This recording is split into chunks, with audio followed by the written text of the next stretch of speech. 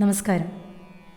ഞങ്ങൾ ഇന്ന് നിങ്ങളുടെ മുന്നിലെത്തുന്നത് കുറച്ചു വ്യത്യസ്തമായ ഒരു വീഡിയോ ആയിട്ടാണ്. സാധാരണ ഡാൻസ് അല്ലെങ്കിൽ സോങ് വീഡിയോ ആണ് നമ്മൾ ചെയ്യാറുള്ളത്. അപ്പോൾ അതിൽ നിന്ന് വേറിട്ട ഒരു വീഡിയോ ആണ് ഇന്ന് ചെയ്തിട്ടുള്ളത്. ഞാൻ ആ കണ്ടൻറ്റിലേക്ക് കടക്കുന്നതിന് മുമ്പ് ആ വീഡിയോ ചെയ്യാനുള്ള ഒരു കാരണം ഞാൻ പറയാം. അതായത് നമ്മുടെ ഈ ലോക്ക്ഡൗണൊക്കെ തുടങ്ങുന്നതിന് മുമ്പ് നമ്മുടെ ക്ലാസ്സിൻ്റെ കാര്യങ്ങൾ ടി വിയിലൂടെയോ അല്ലെങ്കിൽ പത്രത്തിലൂടെയോ ഒക്കെ അറിഞ്ഞിട്ടുള്ള കുറേ പേര്, കേരളത്തിനകത്തുനിന്നും പുറത്തുനിന്നും ഒരുപാട് പേര് നമ്മളോട് ഈ തെറാപ്പി ക്ലാസ്സുകളെ പറ്റി അത് ഓൺലൈനായിട്ട് ചെയ്തു കൊടുക്കാൻ പറ്റുമെന്ന് അന്വേഷിച്ചിട്ടുണ്ടായിരുന്നു. അപ്പോൾ കൂടുതലായിട്ട് ഞാൻ ഓൺലൈൻ ക്ലാസ് ഇതുവരെ ചെയ്തു കൊടുത്തിട്ടില്ല. അതിന് കുറേ കാരണങ്ങൾ ഞാൻ അവരോടത് പറഞ്ഞു കൊടുക്കാറുണ്ട്. കുറേ കാരണങ്ങളുണ്ട്. അതായത് ഇപ്പോൾ ഒരു കുട്ടിയാണെങ്കിൽ, ഒരു ചെറിയ കുട്ടി ക്ലാസ്സിൽ ആദ്യമായിട്ട് വരികയാണെങ്കിൽ, പ്രത്യേകിച്ചും ക്ലാസിക്കൽ ഡാൻസ് പഠിക്കാൻ വരുമ്പോൾ ആ കുട്ടിയെ നമ്മൾ അതിലേക്ക് ഒന്ന് ഫിസിക്കലി അല്ലെങ്കിൽ മെൻ്റലി നമ്മളൊന്ന് പ്രിപ്പയർഡാക്കി എടുക്കേണ്ടത്, ഒന്ന് മോൾഡ് ചെയ്തെടുക്കേണ്ടതുണ്ട്. അപ്പോൾ അങ്ങനെ അയാളുടെ ആ കുട്ടിയുടെ പോസ്ചർ മുതൽ ഓരോ കാര്യങ്ങളും ശ്രദ്ധിച്ച് അത് മാറ്റിയെടുത്ത് അവളെ മാനസികമായിട്ട് അതിലേക്കൊന്ന് കൊണ്ടുവന്ന ശേഷമാണ് നമ്മൾ ശരിക്കും ഡാൻസ് പഠിപ്പിക്കാൻ തുടങ്ങുന്നത്. അപ്പോൾ ഒരു ബിഗിനറെ സംബന്ധിച്ച് ശരിക്കും ഓൺലൈൻ ക്ലാസ് ആപ്ലിക്കബിൾ അല്ല എന്ന് എനിക്ക് തോന്നിയതുകൊണ്ടാണ് ഞാനത് അധികം പ്രൊമോട്ട് ചെയ്യാതിരിക്കുന്നത്, ഞാനത് ചെയ്യാതിരിക്കുന്നത്. പക്ഷേ നമുക്ക് വന്ന എൻക്വയറി കൂടുതലും തെറാപ്പി ക്ലാസ്സുകളെ സംബന്ധിച്ചിട്ടാണ്, ചെയ്തു കൊടുക്കാൻ പറ്റുമെന്ന്. ഇപ്പോൾ ഇവിടുത്തെ ഡാൻസ് തെറാപ്പിയെ പറ്റി പറയുകയാണെങ്കിൽ നമുക്കിവിടെ ഒരു 20 വയസ്സ് വരെയുള്ള ഒരു ഏജ്, ആ 20 വയസ്സ് വരെയുള്ള ആളുകളെ നമ്മൾ കുട്ടികളുടെ ഗ്രൂപ്പിലാണ് ഇൻക്ലൂഡ് ചെയ്യുന്നത്. അപ്പോൾ 20 വയസ്സ് മുതൽ എനിക്കിവിടെ ഒരു 70 വയസ്സ് വരെയുള്ള സ്റ്റുഡൻസ് ഉണ്ട്. അപ്പോൾ അവരെ നമ്മൾ ലേഡീസ് ബാച്ചിലാണ് കൂടുതൽ ഉൾപ്പെടുത്തുന്നത്. അപ്പോൾ ഈ ലേഡീസ് ബാച്ചിന് നമ്മൾ തെറാപ്പി കൊടുക്കുന്നുണ്ട്, ഡാൻസ് തെറാപ്പി, യോഗ മൂവ്മെൻറ്റ്സ് കുറച്ച് ഉൾപ്പെടുത്തിയിട്ട് ഡാൻസ് തെറാപ്പി നമ്മൾ ചെയ്യിക്കുന്നുണ്ട്. അപ്പോൾ ക്ലാസ്സിൽ ജോയിൻ ചെയ്യാൻ വേണ്ടിയിട്ട് സാധാരണ സ്ത്രീകൾ നമ്മളെ കോൺടാക്റ്റ് ചെയ്യുന്ന സമയത്ത് ഒട്ടുമിക്ക പേരും നമ്മളോട് പറയാറുണ്ട്, എന്തെങ്കിലും ഫിസിക്കലി അല്ലെങ്കിൽ മെൻ്റലി എന്തെങ്കിലും പ്രയാസങ്ങൾ അവർക്കുണ്ടെങ്കിൽ സാധാരണഗതിയിൽ പറയാറുണ്ട്. പറയാതെ അതൊന്നും ഇല്ലാതെ വന്ന് ജോയിൻ ചെയ്യുന്നവരുണ്ട്, ഡാൻസ് പഠിക്കാനുള്ള ഇഷ്ടം കൊണ്ട് വരുന്നവരുണ്ട്. അപ്പോൾ അവരത് പറഞ്ഞു കഴിയുമ്പോൾ നമ്മൾ പിന്നെ അതിനനുസരിച്ച് അവരെ ഡീൽ ചെയ്യും. അല്ലാതെ തന്നെ നമ്മുടെ ക്ലാസ്സിലേക്ക് ഇപ്പോൾ വന്നു കഴിഞ്ഞാൽ അവരോട് നമ്മൾ ഫസ്റ്റ് ക്ലാസ്സിൽ തന്നെ നമ്മൾ പറയാറുണ്ട്, നിങ്ങൾക്ക് എന്തെങ്കിലും തരത്തിൽ ശാരീരികമായിട്ടോ അല്ലെങ്കിൽ മാനസികമായിട്ടോ എന്തെങ്കിലും പ്രയാസം ഉണ്ടെങ്കിൽ നിങ്ങൾ പറയണമെന്ന് പറയാറുണ്ട്. അങ്ങനെ വരുമ്പോൾ അവർ നമ്മളോട് പറയും, എന്തെങ്കിലും പ്രോബ്ലംസ് ഉണ്ടെങ്കിൽ അവർ നമ്മളോട് പറയും. ആ പറഞ്ഞു കഴിഞ്ഞാൽ ആ ആളെ നമ്മൾ ശരിക്കും ഫസ്റ്റ് അതിൻ്റെ സ്റ്റെപ്പ് എന്ന് പറയുന്നത് അവരായിട്ട് ഒരു ഇൻട്രാക്റ്റീവ് സെഷൻ എന്ന് പറയും. ശരിക്കും നമ്മൾ അവരായിട്ട് സംസാരിക്കാനൊരു സമയം കണ്ടെത്തും. അപ്പോൾ അവരുടെ പ്രശ്നങ്ങളെ ശരിക്കും നമ്മൾ മനസ്സിലാക്കാൻ നമ്മൾ കുറച്ച് സമയം അവർക്ക് വേണ്ടി സ്പെൻഡ് ചെയ്യും. അതാണ് ശരിക്കും ഈ തെറാപ്പീൻ്റെ ഫസ്റ്റ് സ്റ്റെപ്പ് എന്ന് പറയുന്നത്. ഇതൊന്നും പറയാതിരിക്കുന്ന കുറേ പേര് തന്നെ നമ്മൾ ക്ലാസ് എടുത്ത് തുടങ്ങിക്കഴിയുമ്പോൾ നമുക്ക് പേഴ്സണലി നമ്മളിപ്പോൾ കുറേ പേരെ ഇങ്ങനെ ഡീൽ ചെയ്യുന്നതുകൊണ്ട് എനിക്ക് പേഴ്സണലി ഇങ്ങനെ തോന്നും, എന്തെങ്കിലും ഒരു ബുദ്ധിമുട്ട് അവർക്ക് ഉണ്ടെന്ന് തോന്നിക്കഴിഞ്ഞാൽ നമ്മളവരെ കൂടുതലായിട്ട് വാച്ച് ചെയ്യും. അതിന് വേണ്ട അപ്പം ഒരാളെ ഡീൽ ചെയ്യുന്ന രീതിയിലല്ല നമ്മൾ വേറൊരാളെ ഡീൽ ചെയ്യുന്നത്. അപ്പോൾ അതൊക്കെ നമുക്ക് ശരിക്കും ഡയറക്റ്റായിട്ട് മാത്രം ചെയ്തു കൊടുക്കാൻ പറ്റുന്ന കാര്യങ്ങളാണ്. അതിൻ്റെ പൂർണ്ണമായിട്ടും അതിൻ്റെ ഒരു ബെനിഫിറ്റ് നിങ്ങൾക്ക്, അതിൻ്റെ ഒരു ഗുണം നിങ്ങൾക്ക് കിട്ടണമെങ്കിൽ ശരിക്കും അത് നമുക്ക് നേരിട്ട് തന്നെയാണ് സാധ്യമായിട്ടുള്ളത്. അതുകൊണ്ടാണ് ഓൺലൈൻ ക്ലാസ്സുകൾ നമ്മളിത് പ്രൊമോട്ട് ചെയ്യാതിരിക്കുന്നത്, ഗൗരിശങ്കരം. പിന്നെ ഇത് നമ്മളിപ്പോൾ അടവുകളൊക്കെ പഠിച്ച് കഴിഞ്ഞ കുട്ടികൾക്കാണെങ്കിൽ അത് പ്രാക്ടിക്കലാണ്. കാരണം എന്താ വെച്ചാൽ നമുക്ക് ഐറ്റംസ് മതി ഫർദർ സ്റ്റഡീസിന് വേണ്ടിയിട്ട്, അല്ലെങ്കിൽ നമുക്ക് ഹയർ സ്റ്റഡീസിന് വേണ്ടി ഐറ്റംസ് പഠിക്കാനൊക്കെ ഓൺലൈൻ ക്ലാസ് ശരിക്കും നമുക്ക് പറ്റും. അപ്പോൾ പറഞ്ഞു വന്നതെന്ന് വെച്ചാൽ ഈ ലോക്ക്ഡൗൺ തുടങ്ങിയ ശേഷം നമുക്കെല്ലാവർക്കും കുറേ സമയം അധികം കിട്ടി. അപ്പോൾ അങ്ങനെ ഇരുന്ന സമയത്ത് നമ്മളിങ്ങനെ വീഡിയോസൊക്കെ എടുത്തിടാറുണ്ട്, പാട്ട് വീഡിയോസ് നമ്മളിങ്ങനെ ചെയ്തിടാറുണ്ട്.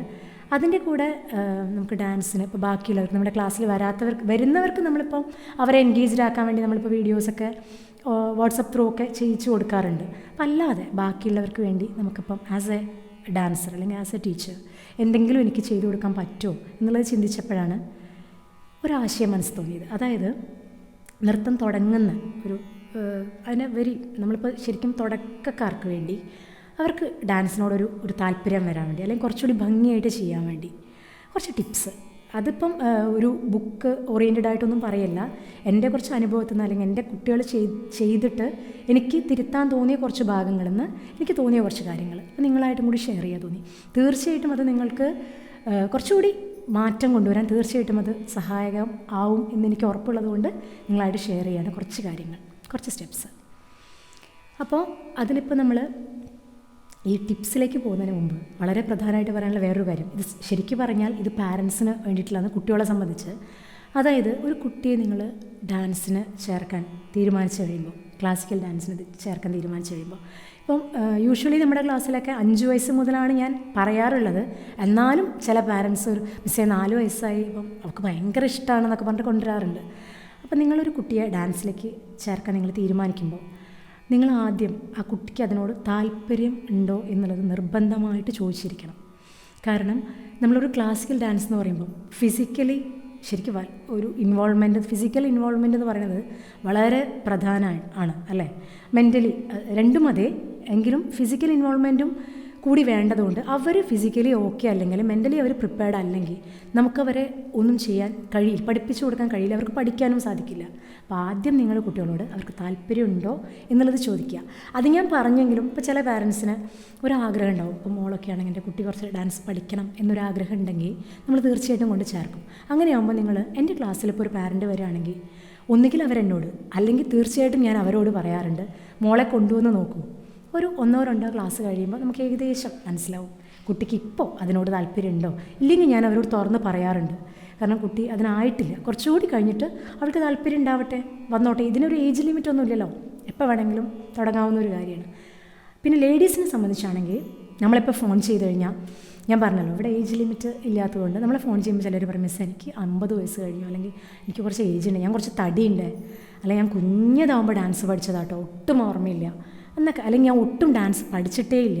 അപ്പോൾ ഇതൊക്കെ പറയുന്നവരോടും ഞാൻ ഒരേ ഒരു കാര്യമേ പറയാറുള്ളൂ, നിങ്ങൾക്ക് താല്പര്യമുണ്ടോ. ബാക്കിയൊന്നും ഇവിടെ ചേരാനുള്ള അല്ലെങ്കിൽ ഡാൻസ് പഠിക്കാനുള്ള ഒരു മാനദണ്ഡമല്ല. സത്യത്തിൽ ആദ്യം വേണ്ടത് താല്പര്യമാണ്. അപ്പോൾ ഫസ്റ്റ് ടിപ്പ് എന്ന് പറയുന്നത് താല്പര്യം, നമുക്കതിനോടൊരു ഇഷ്ടം വരണം ആദ്യം അല്ലേ. അത് കഴിഞ്ഞാൽ പിന്നെ നമ്മൾ ഡാൻസ് പഠിക്കാൻ തുടങ്ങുകയാണ്. രണ്ടാമത്തെ ഒരു കാര്യം എന്ന് പറയുന്നത്, ഇപ്പം നൃത്തത്തെ സംബന്ധിച്ച് പറയുകയാണെങ്കിൽ സംഗീതവും നൃത്തവും അതിങ്ങനെ വേറിട്ട് നിൽക്കുന്ന സംഗതിയല്ല അല്ലേ, അതിങ്ങനെ ഒരുമിച്ച് പോകുന്നൊരു കാര്യമാണ്. അപ്പോൾ സംഗീതം എന്ന് പറയുമ്പോൾ നമുക്ക് ഏറ്റവും അതിൻ്റെ ബേസ് എന്താണ്? താളം. ഡാൻസിൻ്റെയും ബേസ് അത് തന്നെയാണ്, താളം. അപ്പം ഒരു താളബോധം ഉണ്ടാക്കിയെടുക്കുക എന്നുള്ളതാണ് പിന്നെയുള്ള ഒരു കാര്യം. അപ്പോൾ നമ്മൾ അതിപ്പോൾ എങ്ങനെയാണ് ഡാൻസ് ചെയ്യണേ മുമ്പ് മിസ് എങ്ങനെയാണ് അപ്പോൾ താളബോധം ഉണ്ടാക്കിയെടുക്കുക. കുഞ്ഞു മക്കൾക്കൊക്കെ ആണെങ്കിൽ എങ്ങനെയാണ് അപ്പോൾ താളബോധം ഉണ്ടാക്കുക. അതായത് നമ്മളിപ്പോൾ കൊട്ടുമ്പോൾ നമ്മൾ ആ കാലക്രമത്തിനനുസരിച്ച് ചവിട്ടാൻ കുട്ടിക്ക് പറ്റണം, വേണ്ടേ? ഗ്രാജുവലി പാട്ടിൻ്റെ കൂടെ ചെയ്യാൻ പറ്റണം. അപ്പോൾ അതെങ്ങനെ ഉണ്ടാക്കിയെടുക്കുക എന്നുള്ളതാണ്. ഇപ്പോൾ നമ്മൾ കണ്ടിട്ടുണ്ട് ചിലപ്പോൾ 1 വയസ്സ് അല്ലെങ്കിൽ 1.5 വയസ്സൊക്കെയുള്ള ചെറിയ കുട്ടികൾ പോലും ടി വിയിലൊക്കെ ഡാൻസുകൾ. അപ്പോൾ അതിപ്പം നമ്മൾ ക്ലാസിക്കൽ ചെയ്യുന്ന ഒരാളാകുമ്പോൾ അല്ലെങ്കിൽ ക്ലാസിക്കൽ ഡാൻസ് പഠിക്കാൻ പോകുന്ന ഒരാളാണ്. അപ്പം ഞാൻ ക്ലാസിക്കൽ ഡാൻസ് മാത്രമേ ചെയ്യൂ അല്ലെങ്കിൽ സെമി ക്ലാസിക്കൽ മാത്രമേ ചെയ്യൂ അങ്ങനെയൊന്നുമില്ല, ഇന്നതെന്നൊന്നുമില്ല. അപ്പോൾ ചെറിയ കുട്ടികൾ ഇപ്പോൾ സിനിമാ പാട്ടൊക്കെ ചെയ്യുമ്പോൾ കേൾക്കുമ്പോൾ അവരിങ്ങനെ വെറുതെ ഇങ്ങനെ അതിൻ്റെ കൂടെ ഇങ്ങനെ ചാടി കളിക്കുന്നതാണ്. ശരിക്കും വെറുതെ അവരൊരു ഇതിൽ അവരിങ്ങനെ തുള്ളും. അപ്പോൾ അത് വളരെ നല്ല കാര്യമായിട്ട് എനിക്ക് തോന്നിയിട്ടുണ്ട്. കാരണം എന്ന് വെച്ചാൽ കുറേ അതിങ്ങനെ ചെയ്യുമ്പോൾ നമ്മളതിൻ്റെ ആ ഒരു ബീറ്റിൻ്റെ കൂടെ നമ്മളത് ബീറ്റ് ഫോളോ ചെയ്യാൻ ഇങ്ങനെ നോക്കും. താളബോധം ഉണ്ടാക്കാൻ വലിയ ആളുകൾക്കും ചെയ്യാം, ആരും കാണണ്ട, റൂമൊക്കെ അടച്ചിട്ട് ഒരു സിനിമാ പാട്ട് ഉറക്കെ വെച്ചിട്ട് നമുക്ക് വേണമെങ്കിൽ അതിൻ്റെ കൂടെ ഇങ്ങനെ ഡാൻസ് ചെയ്യും അല്ലേ. ഒരു താളബോധം ഉണ്ടാക്കാൻ ശരിക്കും നല്ലതാണ്. കുഞ്ഞുങ്ങളെ സംബന്ധിച്ചാണ് ഞാൻ പ്രത്യേകിച്ച് പറഞ്ഞത്. വലിയ ആളുകളെ സംബന്ധിച്ച് നന്നായിട്ട് മ്യൂസിക് കേൾക്കുന്നതും താളബോധം ഉണ്ടാക്കാൻ സഹായകമാണ് അല്ലേ. അപ്പം ആദ്യം നമ്മൾ പറഞ്ഞു താല്പര്യം, സെക്കൻഡ് വൺ താളബോധം. ഇനി നമ്മൾ അടുത്തൊരു സ്റ്റെപ്പിലേക്കാണ്, അടുത്തൊരു ടിപ്പ് എന്ന് പറയാനില്ല, അടുത്തൊരു സ്റ്റെപ്പിലേക്ക് നമ്മൾ കിടക്കുകയാണ്. അപ്പോൾ നമ്മൾ ഡാൻസ് പഠിക്കാൻ ചെന്നു അല്ലേ. ഡാൻസ് പഠിക്കാൻ ചെന്ന് കഴിയുമ്പം ആദ്യമായിട്ട് നമ്മൾ ചില സമയത്തൊക്കെ ഇപ്പോൾ ജഡ്ജ്മെൻറ്റിന് ഇരിക്കുമ്പോഴോ അല്ലാത്തപ്പോഴും ഒരു സ്റ്റേജിൽ പെർഫോം ചെയ്യാൻ ഇരിക്കുന്ന കാണുമ്പോൾ ചില കുട്ടികൾ ചിലപ്പോൾ ഓപ്പൺ സ്റ്റേജൊക്കെ ആണെങ്കിൽ ചില കുട്ടികളിങ്ങനെ സ്റ്റേജിലേക്ക് അവർ നടന്ന് വന്ന് നിൽക്കേണ്ടതായിട്ടുണ്ടാവും. കുട്ടി ഇങ്ങനെ നടന്ന് വന്ന് നിൽക്കുന്ന കാണുമ്പോൾ ചിലപ്പോൾ നമ്മൾ പറയാം ആ കുട്ടിക്ക് നിൽക്കാൻ തന്നെ അറിയില്ല എന്ന് പറയാറുണ്ട്. കാരണം നിൽപ്പ് എന്ന് പറയണത്, അതായത് നേരെ നിൽക്കണത്, ശരിക്കും ഭരതനാട്യത്തിനെ സംബന്ധിച്ച് 3 പോസ്റ്ററുകളാണ് മെയിനായിട്ടുള്ളത്. അതിൽ ഫസ്റ്റ് വൺ എന്ന് പറയുന്നത് സമമാണ്, നേരെ നിവർന്ന് നിൽക്കുക എന്നുള്ളതാണ്. അപ്പോൾ അത് ഞാൻ നിങ്ങൾക്ക് കാണിച്ചു തരാം, ഇത് കഴിഞ്ഞിട്ട് ഞാൻ ചെയ്ത് കാണിച്ചു തരാം. അപ്പം ഈ സമം എന്ന് പറയണത് കറക്റ്റായിട്ട് നമ്മൾ നേരെ നിവർന്ന് പാദം ചേർത്ത് വെച്ച് നേരെ നോക്കി തല നേരെ, ചില കുട്ടികൾ കാണാൻ കുറച്ചിങ്ങനെ മേലേക്കൊക്കെ ആക്കി നോക്കി, അങ്ങനെ ചിലപ്പോൾ താഴ്ത്തിയിട്ട് നമ്മൾ നേരെ നോക്കി ദൃഷ്ടി നേരെ വെച്ച്, അത് ദൃഷ്ടിഭേദ ശിരോഭേദം എന്നൊക്കെ പറഞ്ഞിട്ട് വേറെ വിഭാഗങ്ങളുണ്ട് അതിന്. അങ്ങനെ നിൽക്കാൻ ജസ്റ്റ് നമ്മൾ പഠിക്കുക, നേരെ നിൽക്കുക. അതിലതുപോലെ നമ്മൾ കൈ വയ്ക്കും, അരയിൽ കൈ വയ്ക്കുന്നു. ആ കൈ വയ്ക്കുന്നതിന് പോലും നമ്മളെപ്പോഴും നമ്മുടെ പോസ്റ്റർ നല്ല ഭംഗിയായിട്ട് വരണം സ്റ്റേജിൽ കാണുമ്പോൾ. അപ്പം നമ്മുടെ പോസ്റ്റേഴ്സ് റെഡിയാക്കുക. അതെങ്ങനെ ചെയ്യാമെന്നുള്ളത് ഞാൻ കാണിച്ചു തരാം. അപ്പോൾ നമ്മൾ ഇപ്പോൾ പറഞ്ഞത് പോസ്റ്റേഴ്സിനെ പറ്റിയിട്ടാണ്. അപ്പോൾ അതിൽ ഏറ്റവും ആദ്യം വരുന്നത് ഭരതനാട്യത്തിൽ സമമാണ്.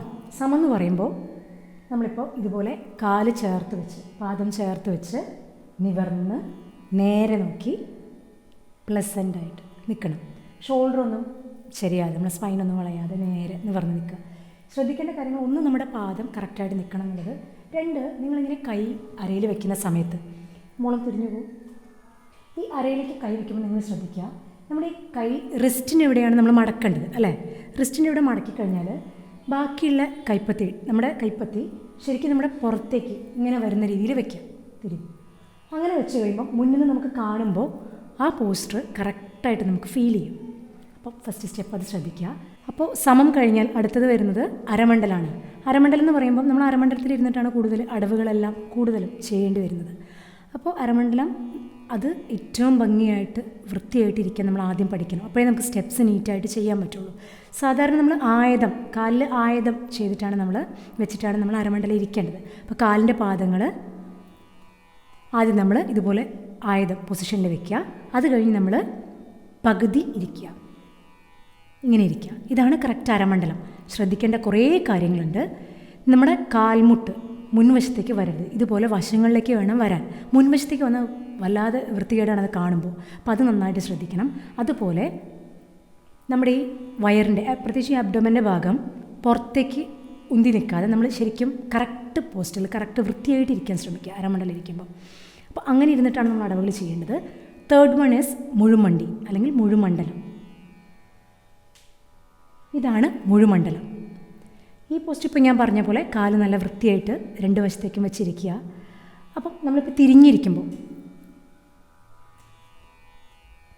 മുഴുമണ്ഡലമൊക്കെ തിരിഞ്ഞിരിക്കുമ്പോൾ നമ്മൾ നമ്മുടെ കൈ അതുപോലെ കാലിങ്ങനെ ഭംഗിയായിട്ട് വെച്ചാലാണ് ബാക്കിൽ നിന്ന് കാണുമ്പോൾ ഒരു ഭംഗിയായിട്ട് നമുക്ക് കാണുമ്പോൾ, ഒരു നർത്തകി സ്റ്റേജിൽ കാണുമ്പോൾ ഭംഗിയായിട്ട് ഫീൽ ചെയ്യുക. പോസ്റ്റേഴ്സ് കറക്റ്റ് ആകുമ്പോഴാണ്.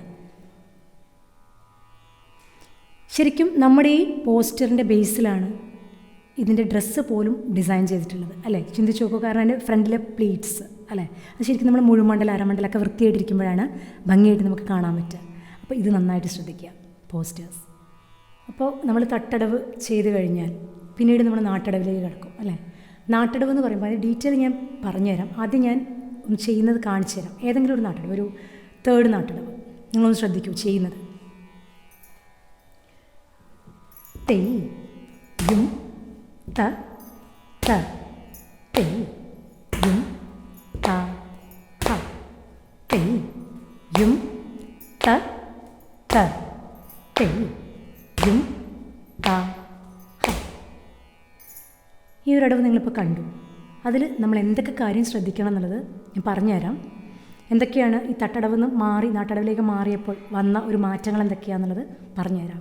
അപ്പോൾ ഞാനിവിടെ ഒരു നാട്ടടവ് ചെയ്യിച്ചത് നിങ്ങൾ കണ്ടു അല്ലേ? 3rd നാട്ടടവ്. അപ്പോൾ തട്ടടവ് നിന്ന് നമ്മൾ നാട്ടടവിലേക്ക് പോകുമ്പോൾ വരുന്ന കുറേ മാറ്റങ്ങൾ ഞാൻ പറഞ്ഞു. പ്രധാനമായിട്ടുള്ള മാറ്റം എന്ന് പറയുന്നത് നമ്മൾ കൈ ഉപയോഗിച്ച് സ്റ്റെപ്സ് ചെയ്യാൻ തുടങ്ങുന്ന നാട്ടടവ് മുതലാണ്. ശരിക്കും നമുക്ക് ഡാൻസ് പഠിക്കാൻ പോകുമ്പോൾ നമുക്ക് ഡാൻസ് പഠിക്കണോ എന്നുള്ളൊരു ഫീൽ തന്നെ നമുക്ക് വരിക നാട്ടടവ് തുടങ്ങിക്കഴിഞ്ഞാലാണ് അല്ലേ? അത് മാത്രമല്ല, തട്ടടവിൻ്റെ കൂടെ നമ്മൾ മുദ്രകൾ പഠിക്കാൻ തുടങ്ങിയിട്ടുണ്ടാവും. ഓൾമോസ്റ്റ് നമ്മൾ സംയുക്ത ഹസ്തങ്ങളൊക്കെ പഠിച്ച് കഴിഞ്ഞിട്ടുണ്ടാവണം, ആ ഒരു പാഠ്യക്രമം പ്രകാരം കഴിഞ്ഞിട്ടുണ്ടാവും. അപ്പോൾ നമുക്ക് ശരിക്കും മുദ്രകൾ യൂസ് ചെയ്യേണ്ടി വരും. കുറേ കാര്യങ്ങൾ നമ്മൾ ശ്രദ്ധിക്കേണ്ട ഒരു സ്റ്റേജാണ് നാട്ടടവ് പറയുന്നത്. ഇപ്പോൾ കുട്ടി ചെയ്തതിൽ നിങ്ങൾ കണ്ടു, ഗൗരി ചെയ്തതിൽ കൈ വയ്ക്കുമ്പോൾ, അപ്പോൾ അവൾ കൈ നീട്ടി വെച്ച് ഇവിടെ കൈ വെച്ച് ആ നോട്ടം നിങ്ങൾ ശ്രദ്ധിച്ചിട്ടുണ്ടാവും എന്ന് വിചാരിക്കണം, അല്ലെങ്കിൽ ശ്രദ്ധിച്ച് നോക്കൂ. കൈ താഴ്ത്തി വയ്ക്കുമ്പോൾ കൈയിലേക്ക് നോക്കി, കൈ നിവർത്തി വെച്ചപ്പോൾ നേരെ നോക്കി. അപ്പം ഞാൻ ഫസ്റ്റ് പറഞ്ഞിട്ടുണ്ടായിരുന്നു നമ്മുടെ നോട്ടം അല്ലേ, ദൃഷ്ടി, അത് ഇമ്പോർട്ടൻ്റ് ആണ്. നാട്ടടവ് മുതലാണ് നമ്മളത് ശ്രദ്ധിക്കേണ്ടത്. അത് നമ്മൾ ടോട്ടലി അതിന് നമ്മുടെ ഫേഷ്യൽ എക്സ്പ്രഷനും ദൃഷ്ടിയും എല്ലാം കൂടി ചേർത്ത് നമുക്ക് വേണമെങ്കിൽ ഗ്രേസ്, നമ്മൾ പറയും നല്ല ഗ്രേസിൽ കളിക്കാം അല്ലേ, ഇതെല്ലാം ഉൾപ്പെടുന്നതാണിത്. അപ്പം ഇവിടെ നിന്ന് അങ്ങോട്ട് ശ്രദ്ധിക്കേണ്ട കുറേ കാര്യങ്ങൾ വേറെയുണ്ട്. ഇപ്പം നാട്ടടവ് തുടങ്ങിക്കഴിഞ്ഞാൽ അതിൻ്റെ കൂടുതൽ കാര്യങ്ങൾ, ഇപ്പം നമ്മളൊരു 4-5 ടിപ്സ് ഞാനിപ്പോൾ പറഞ്ഞു. വളരെ ബേസിക് ആയിട്ടുള്ള കാര്യങ്ങളാണ് പറയണത്, തുടക്കക്കാർക്ക് വേണ്ടിയിട്ടുള്ളതാണ്. അപ്പോൾ ഒരു 4-5 ടിപ്സ് ഞാനിപ്പോൾ പറഞ്ഞു, നിങ്ങൾക്ക് ഉപകാരപ്രദമാവും തന്നെ ഞാൻ വിശ്വസിക്കുകയാണ്, ചെറിയ കുട്ടികൾക്കൊക്കെ പ്രത്യേകിച്ചും. ഇനിയുമുണ്ട് കുറച്ചുകൂടി നമുക്ക് കാര്യങ്ങൾ, വളരെ ബേസിക് ആയിട്ടുള്ള കാര്യങ്ങൾ തന്നെ കുറച്ചുകൂടി ഉണ്ട്. അത് നമുക്കിനി വരുന്ന ഒരു വീഡിയോയിൽ കൂടുതൽ കാര്യങ്ങൾ വിശദമാക്കാൻ ശ്രമിക്കാം. ഇപ്പോൾ താങ്ക് യു.